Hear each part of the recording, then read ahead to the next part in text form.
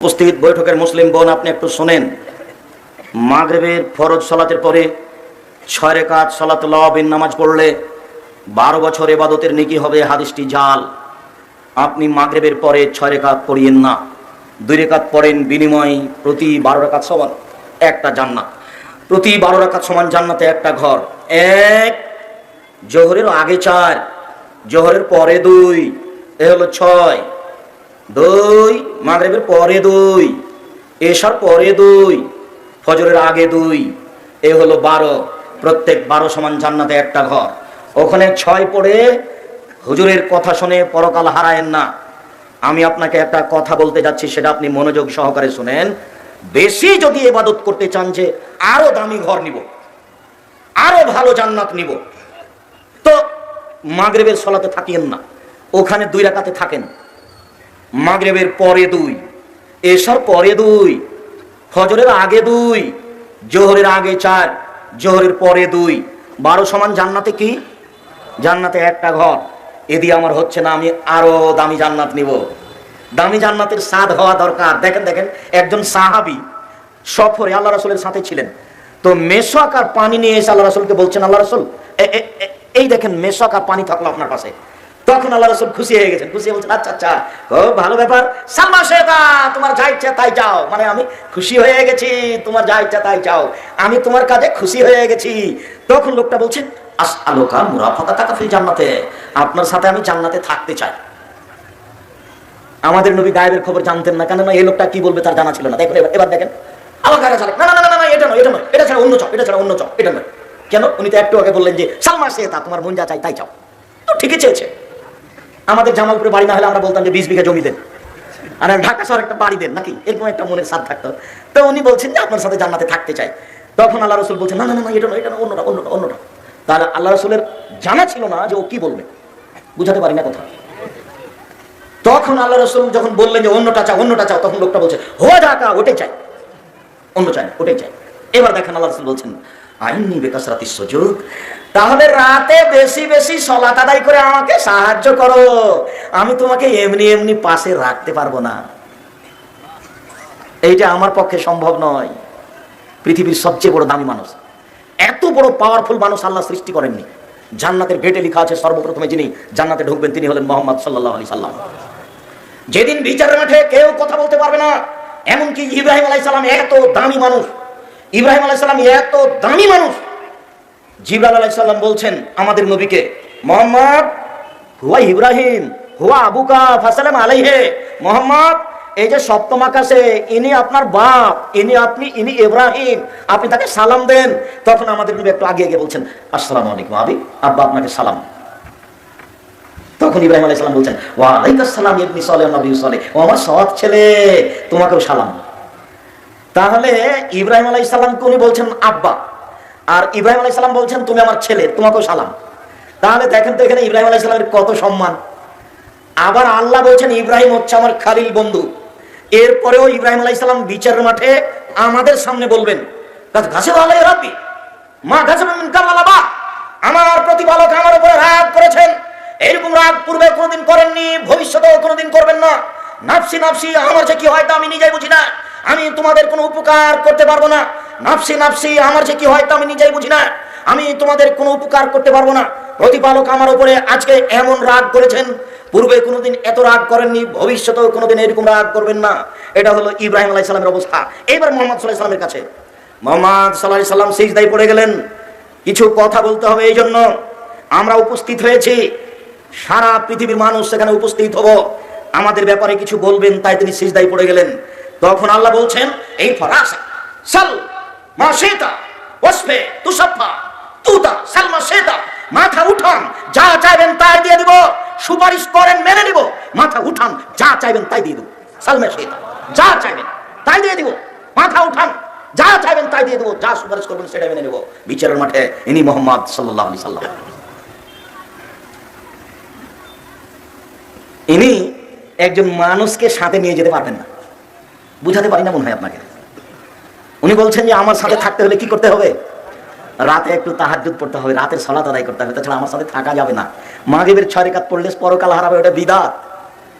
আপনি যদি বেশি কিছু করতে চান তাহলে চুপ থাকেন একটু পরে, এবার চলেন রাতে উঠার আশায় কিছু বলতে হবে। রাতের ব্যাপারে আয়েশা রাদিয়াল্লাহু তাআলা আনহা বলেন, কারণ নবী সাল্লাল্লাহু আলাইহি সাল্লাম ইসাল্লি মা বাইনা ইয়াফরুকা মিন সালাতিল ইশা ইলাল ফজর 11 রাকাত। আল্লাহর নবী এশার সালাতের পর থেকে নিয়ে ফজরের সালাত পর্যন্ত সময়ে 11 রাকাত সালাত আদায় করতেন। ইসাল্লামু মিন কুল্লি রাকাতাইনে, প্রত্যেক 2 রাকাত পড়ে সালাম ফিরতেন। ওয়া ইউতরে বিওয়াহিদা, তবে শেষ রাতে 1 রাকাত বিতর পড়তেন।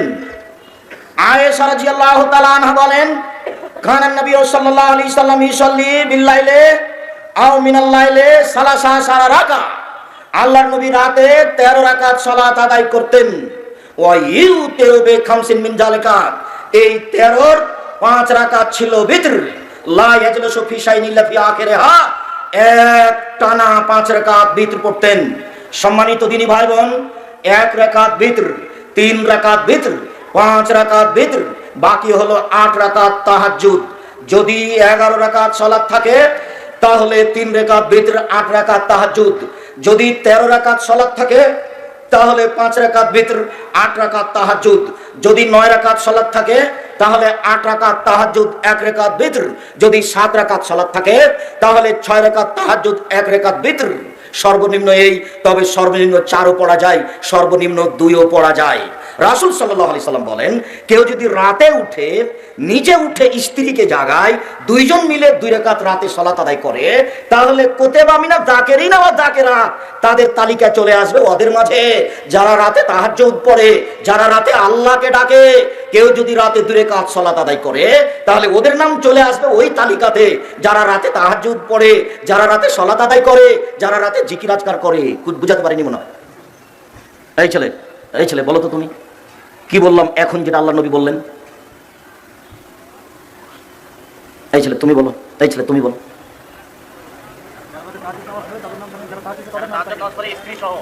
2 রাকাত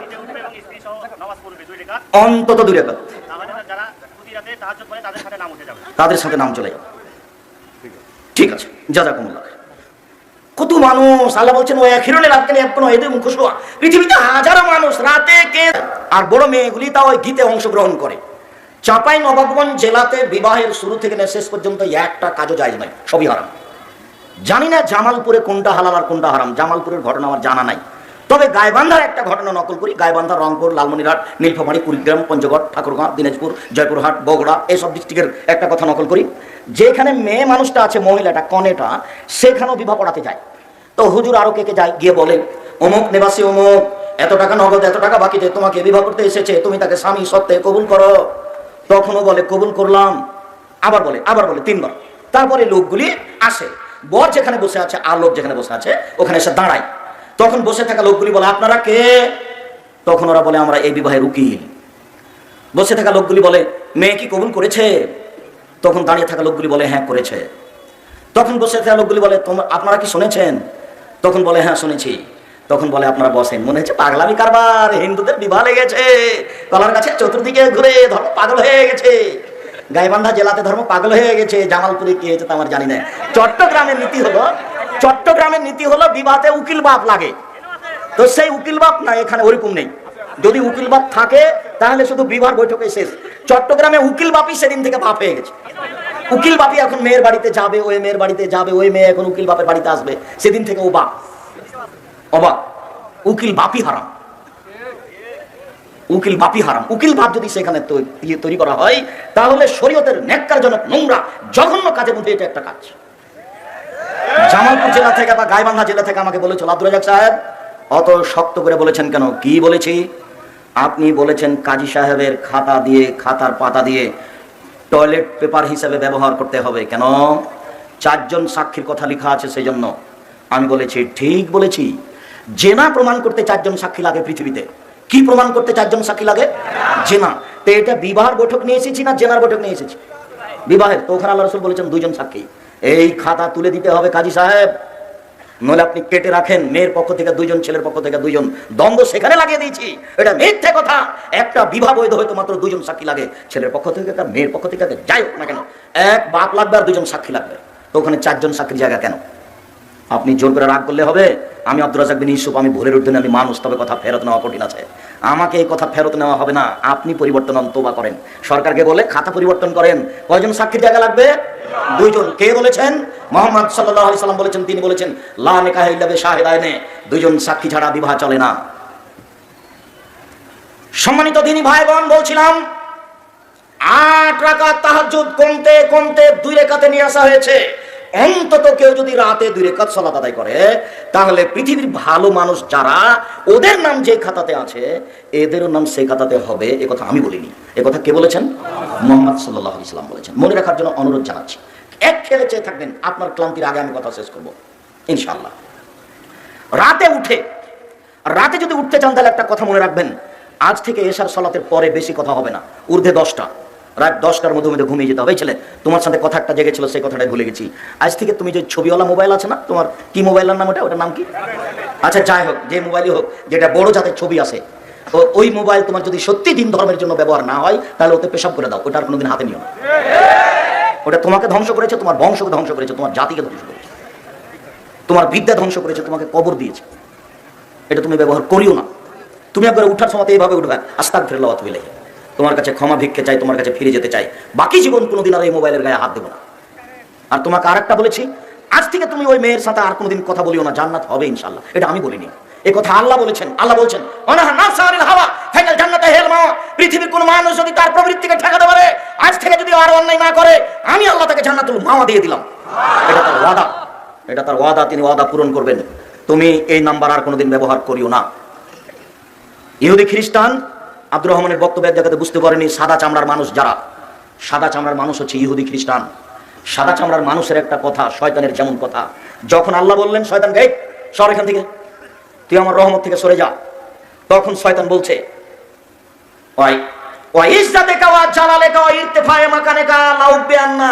তোমার ইজ্জতের কসম, তোমার সম্মানের কসম, তোমার মর্যাদার কসম, আদমের ছেলে মেয়েকে আমি ভ্রষ্ট করবই করব, ওদেরকে আমি জাহান্নামে নিয়ে গিয়েই ছাড়বো, আমি একাই জাহান্নামে যাব।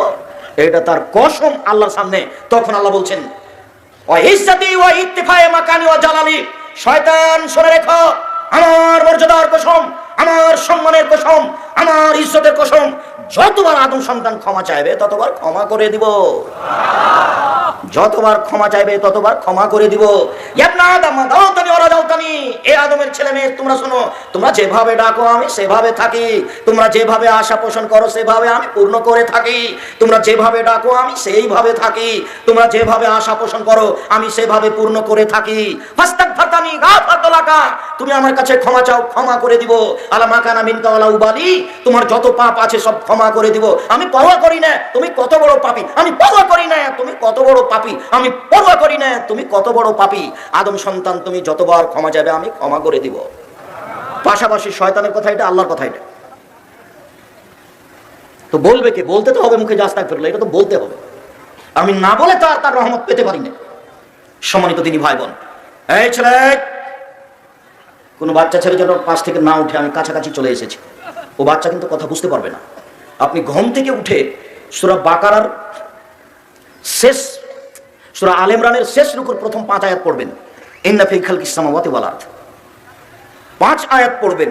আর না হয় এই দোয়াটা পড়বেন, লা ইলাহা ইল্লাল্লাহু ওয়াহদাহু লা শারীকা লাহু লাহুল মুলকু ওয়া লাহুল হামদু ওয়া হুয়া আলা কুল্লি শাইইন কাদির, সুবহানাল্লাহি ওয়া আলহামদুলিল্লাহি ওয়া লা ইলাহা ইল্লাল্লাহু আল্লাহু আকবার ওয়া লা হাওলা ওয়া লা কুওয়াতা ইল্লা বিল্লাহ। এই কথা বলে ওযু করে এখন যদি সালাত আদায় করেন, তাহলে যা বলবেন সেটাই কবুল হবে, যা বলবেন সেটাই কবুল হবে, যা বলবেন সেটাই কবুল হবে। হাদিস বুখারী মুসলিম। তবে এর চেয়ে বড় দোয়া আছে, বলা না বলা আপনার ব্যাপার।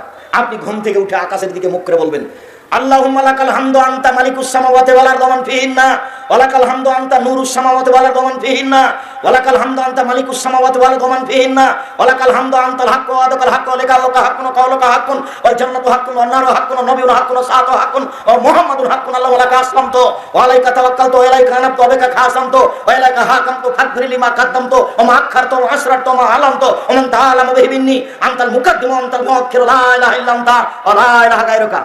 লম্বা হলো নাকি? তুমি তো যেদিন ম্যাট্রিক পরীক্ষা দাও, তোমার ইংরেজি প্রশ্নটা মনে আছে আর রচনাটা মনে আছে কত বড়? ওর চেয়ে এটা ছোট না বড়? ছোট তো তুমি সাহসারা হলে যে তুমি এক রাতে ইংরেজি রচনাটা মুখস্থ করেছে, 3 বার লিখেছো, তোমার মনে পড়ে না? তুমি অত শ্রম দিয়েছে, এটা তো তুমি হাফসুল খেয়ে গেলে না। ছোট দোয়া পড়ে পড়ে অভ্যাসই আছে। আল্লাহুম্মা বিসমিকা কামতু ওয়াহিয়া, তোমার নামে মৃত্যুবরণ করলাম, তোমার নামে জীবিত হব, ছোট্ট দোয়া পড়ে অভ্যাসই হয়ে আছেন, তাই না? আল্লাহুম্মা আসলামতু নাফসি ইলাইকা ওয়াজ্জাহতু ওয়াজহি ইলাইকা ওয়া ফাওয়াজতু আমরি ইলাইকা ওয়ালজাতু জাহরি ইলাইকা রাগবাতান রাহবাতান ইলাইকা লা মালজা ওয়া লা মানজা মিনকা ইল্লা ইলাইকা আমানতু বিকিতাবিকা আল্লাযী আনজালতা ওয়া নাবিয়িকা আল্লাযী আরসালতা। আল্লাহর নবী ডান কাতে শুয়ে এই দোয়া পড়তেন। সম্মানিত দিনী ভাই বোন, এবার আমরা কাছাকাছি চলে এসেছি। এই তো দোয়া। যদি কিছুই না পারেন তো যাক, আপনি ঘুম থেকে উঠলেন, সুন্দর করে ওযু করলেন, 2 রাকাত সালাত আদায় করবেন। আল্লাহর নবী বলেন, কেউ যদি সুন্দর করে ওযু করে পায়ে হেঁটে মসজিদে যায়, সালাতের পরে বসে বসে তাসবিহ তাহলিল জিকির আজকার করে, তাহলে সে হয়ে যাবে সেই দিনের মতো যেদিন তার মা তাকে জন্ম দিয়েছে। আব্দুর রাজ্জাক সাহেব, এটাও ভারী হলো, তাহলে এর চেয়ে সহজ করি। রাসূল সাল্লাল্লাহু আলাইহি সাল্লাম বলেন, কেউ যদি ওযু করার পরে বলে আশহাদু আল্লা ইলাহা ইল্লাল্লাহু ওয়াহদাহু লা শারীকা লাহু ওয়া আশহাদু আন্না মুহাম্মাদান আবদুহু ওয়া রাসূলুহু, তাহলে তার জন্য সব জান্নাতের দরজা খুলে দেওয়া হয়েছে। হ্যাঁ, এটা সহজ, ঠিক হয়েছে, এবার ঠিক হয়েছে, এইটা সহজ। তো আমরা যে মসজিদে মক্তবে মুখস্থ করেছি, আমরা মুখস্থ করেছি। আমার চাচা মক্তবে পড়াতেন, খুব মেজাজি মানুষ, লাঠি নিয়ে বসতেন, আমাদেরকে বলতেন ওযু শেষে এই দোয়া পড়তে হয়, আল্লাহুম্মা জালনি মিনাত তাওয়াবিন ওয়াজালনি মিনাল মুতাতাহিরিন। আল্লাহ, তুমি আমাদেরকে তওবাকারীর মধ্যে করো, তুমি আমাকে তওবাকারীদের মধ্যে করো, তুমি আমাকে পবিত্র ব্যক্তিদের মাঝে করো। এই দোয়া পড়লে নেকি হবে। তবে কি নেকি হবে এই কথা মুহাম্মদ সাল্লাল্লাহু আলাইহি ওয়াসাল্লাম বলেননি। তবে কেউ যদি ওযু শেষে বলে আশহাদু আল্লা ইলাহা ইল্লাল্লাহু ওয়াহদাহু লা শারীকা লাহু ওয়া আশহাদু আন্না মুহাম্মাদান আবদুহু ওয়া রাসূলুহু, তাহলে জান্নাতের সব দরজা খুলে গেছে। যান, যেখান দিয়ে যাবেন যান। আব্দুর রাজ্জাক সাহেব আর আলোচনাতে বলছিলেন যে দরজা আকাশের খুলে। ও দরজা আকাশের খুলে, ওটা অন্য ব্যাপার। দিন 12টার পরপরই আকাশের সব দরজা খুলে দেওয়া হয়। তাড়াহুড়া করে 12টা 5-এর দিকে 4 রাকাত সালাত আদায় করে নেবেন, তাহলে রাতের তাহাজ্জুদের সালাতের নেকি পেয়ে যাবেন 4 রাকাত। ওটা কিন্তু জোহরের সুন্নাত নয়।